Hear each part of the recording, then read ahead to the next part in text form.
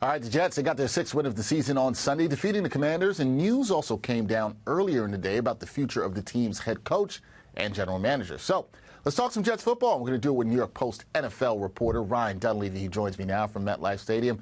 Ryan, how's it going? Happy holidays to you.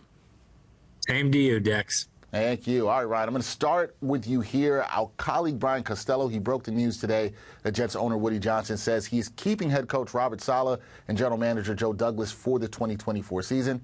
Question here is this the right move for the Jets after a disappointing 2023 season? What 2023 season? It's like it didn't even happen. Like the whole plan is just to pretend 2024 is 2023, right? Like all the Aaron Rodgers hype, all that, just run it all back. And yeah, that's why I think it is the right move, Dex. I think if you're going to have Rodgers as your quarterback, and it's clear that is the plan, he is the franchise savior with all the power and the future, the quarterback they've been looking for 40 years. If that is your plan, if that is your belief, then yeah, you have to keep the general manager who acquired him, the head coach who he likes, who he has a relationship with, probably the offensive coordinator who he's best friends with. You have to basically run it back with Rodgers, see what you wanted to see this year, see it next year, and it makes sense for two reasons, right? If it all works, then you have all the right pieces, and if it doesn't work, then you start fresh at quarterback, at head coach, and at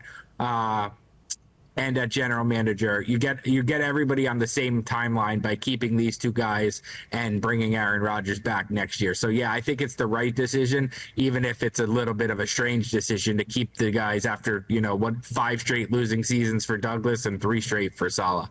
Hey, there's been a lot of losing, but I understand keeping everybody on the same timeline, and we will see how things go in 2024, but the gang will be back. Now, Ryan, on Sunday, we saw the Jets' offense explode in the first half of the game against the Commanders. Haven't seen much of that this season, but not so much in the second half. Are there any takeaways offensively from this game that fans can look forward to or be excited about for next season?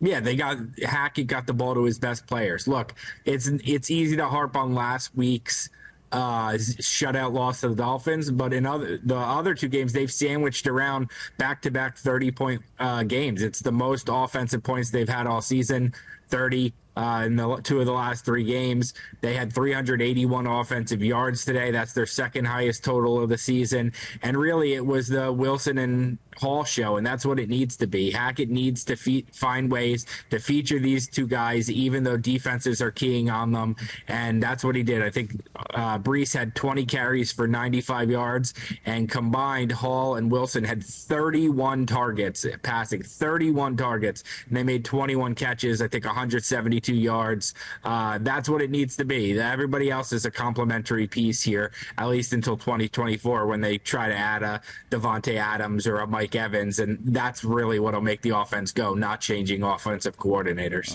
There you go, Ryan. Exciting the Jets fans about holiday options now for weapons that could come in the offseason. Jets fans are going to be happy to hear about that, but a good job of using the weapons in Brees Hall and Wilson on Sunday. Now, last thing for me here is, despite blowing a 20-point lead, the Jets, they did salvage a win on Christmas Eve. So was this the Christmas gift that the Jets and their fans needed, or did they need a better chance at a higher draft pick and taking an L here? Yeah, it really depends, right? I mean,